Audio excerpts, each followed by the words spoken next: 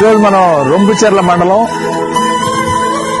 నర్సరావుపేట నియోజకవర్గంలో రొంపిచెర్ల మండలంలో ఉన్న కర్లకుంట గ్రామంలో కాడపనేని అక్కయ్య గారు రైతు ప్లస్ వైఎస్ఆర్ కాంగ్రెస్ పార్టీ ముఖ్య నాయకుడు ఈ గ్రామంలో.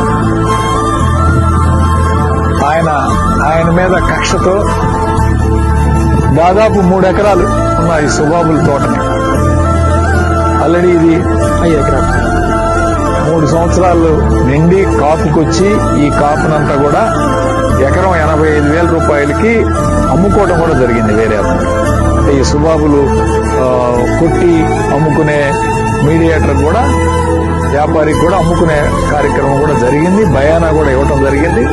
అంటే దాదాపు 2,55,000 రూపాయలున్న ఈ పంటని, విలువ గల ఈ పంటని